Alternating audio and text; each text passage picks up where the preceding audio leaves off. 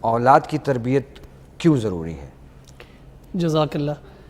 اولاد کی تربیت ایک ایسا معاملہ ہے جس سے ہر والد اور ہر والدہ کو اپنی زندگی میں گزرنا پڑتا ہے، اور اگر یہ بات کی جائے کہ یہ ضروری کیوں ہے تو ضروری اس لیے بھی ہے کہ یہ ایک قرآنی حکم ہے، اور قرآنی حکم یہ ہے کہ یا ایھا الذین آمنوا قوا انفسکم واہلیکم نارا وقودھا الناس والحجارہ، اے ایمان والو اپنے آپ کو بھی اور اپنے اہل خانہ کو بھی جہنم کی آگ سے بچاؤ۔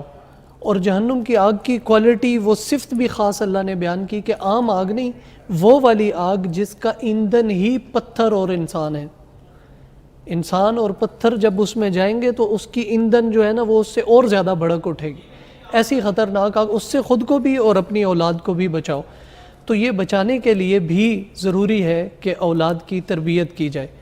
دوسرے نمبر پہ ایک حدیث مبارکہ کو میں کوٹ کرنا ضروری سمجھوں گا، جس میں بڑے کلیئر الفاظ میں جناب رسول اللہ صلی اللہ علیہ وسلم نے یہ بات وضاحت تصریح فرمائی آپ نے کہ الا کلکم راع وکلکم مسئول عن رعیتہ۔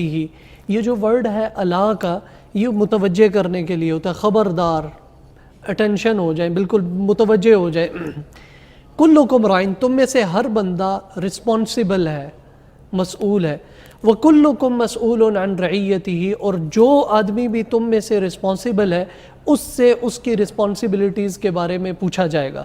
اور اب اسی حدیث کو ہم دیکھیں تو جو گھر کا سربراہ ہے وہ گھر کا رسپانسبل ہے، اور جو باس ہے وہ اپنے تحت کام کرنے والے امپلائیز کا رسپانسبل ہے، اور اسی طرح آپ اس دائرہ کار کو بڑھاتے چلے جائیں۔ تو یہ ذمہ داری اس حدیث کی روشنی سے بھی بنتی ہے کہ گھر کا سربراہ اپنے بچوں کی تربیت کی فکر کرے، اس لیے بھی تربیت اولاد ضروری ہے۔ تیسری چیز اس حوالے سے اہم یہ ہے کہ یہ جو بچے اللہ رب العزت نے ہمیں دیے ہیں، we are not their owners, ہم ان کے آنرز نہیں ہیں، ملکیت نہیں ہے ہماری ان کی، وی آر کسٹوڈینز، ہم ان کے خادم ہیں، ہم ان کے امین ہیں، بلکہ یوں کہ اللہ رب العزت کی طرف سے یہ اولاد ہمیں نعمت بھی ملی ہے اور بطور امانت کے ملی ہے۔ تو اب امانت ہے، ہم نے اس امانت کے ساتھ حق ادا کرنا ہے، اچھی تربیت کر کے پھر ہم نے یہ امانت اپنے وطن کو، اپنی سوسائٹی کو اور معاشرے کو پیش کرنی ہے۔